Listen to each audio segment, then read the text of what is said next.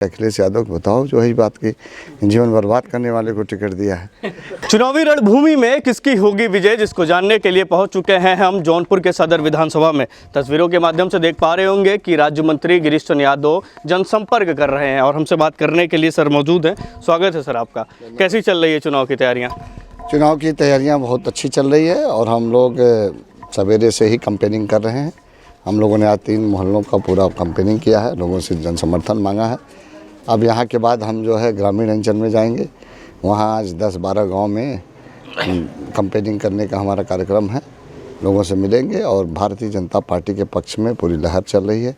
जनता Bharatiya Janata party को मतदान करने के लिए एकदम आतुर है। 5 साल बेमिसाल विधायक थे, विकास कार्यों की बात की है तो क्या विकास कार्य किए और क्या बचा है? देखिए, हमने विकास काम यहाँ कम से कम आपको बताना चाहता हूँ कि 1500 करोड़ रुपए की स्वीकृति कराकर जौनपुर ज़िले में अपनी विधानसभा क्षेत्र में निर्माण काम, कुछ तो काम पूरे हो गए, कुछ तेज़ी के साथ चल रहे हैं। आगे आने वाले दिनों में हमारा ये प्रयास होगा कि जौनपुर में केंद्रीय विद्यालय की स्थापना हो और जो उमानाथ सिंह मेडिकल कॉलेज चल रहा है उसमें एलोपैथिक और आयुर्वेद ये दोनों की शाखाएं ज़रूर हों, उसके लिए हम प्रयास करेंगे। हमारे जो जौनपुर से साहेबगंज होकर अम्बेडकर नगर, जिसके हम लोगों ने चौड़ीकरण सुदृढ़ीकरण के माननीय राष्ट्रीय राज्य मंत्री भारत सरकार ने जिसकी घोषणा किया है, उसको हम क्रियान्वित करवाएंगे। 2 फ्लाईओवरों की उन्होंने घोषणा किया है, एक तो नईगंज, एक दूसरे जगदीशपुर, उसका क्रियान्वयन कराएंगे जिससे आवागमन की सुविधा अच्छी हो। और दूसरे इसके साथ साथ हमने जौनपुर में रिंग रोड की मांग किया था, माननीय मंत्री जी ने उसकी भी घोषणा किया है, उसका भी क्रियान्वयन कराने की हम सब कोशिश करेंगे।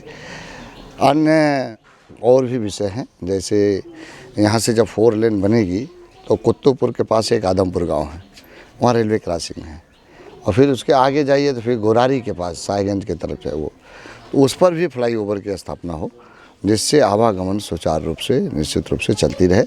ये सब दृष्टिगत रखते हुए हम लोग विकास के और काम करने के लिए तैयारी में हैं। सदर विधानसभा में लड़ाई किससे मानते हैं? कोई है सर? कोई लड़ाई है ही नहीं है, कोई है लड़ाई में है ही नहीं है तो कैसे कहें। पहले तो अभी टिकट देते इतना वो सब जो है कि कौन किसको लड़ावें, कौन किसको लड़ावें, यही पंचायत करते रहे। और भारतीय जनता पार्टी ने एक बार में ही तय कर दिया किसको लड़ना है और हम लोग अपना चुनाव मैदान में हैं, जनता से समर्थन मांग रहे हैं, अपील कर रहे हैं।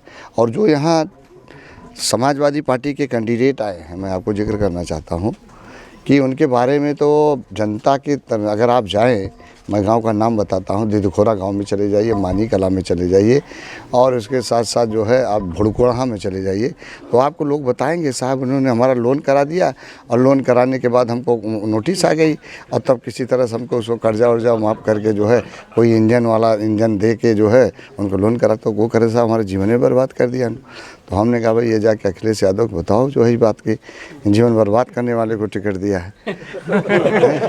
जनता के बीच में जा रहे तो कैसा माहौल है? जनता के बीच में जा रहे तो माहौल क्या समझ में आ रहा है? बहुत अच्छा है, लोगों के अंदर उमंग है, दोबारा योगी जी की सरकार बनाने के लिए लोग एकदम उत्सुक है। जनता फिर आपको चुनेगी? बिल्कुल। बहुत बहुत धन्यवाद। गिरीश चंद्र यादव जो है राज्य मंत्री हैं, सदर विधानसभा से आते हैं। उन्होंने कहा कि विकास किया है, विकास करेंगे, जनता जो है पुनः भाजपा की सरकार बनाएगी। सहयोगी अहमद हसन के साथ मैं राज टीवी जौनपुर।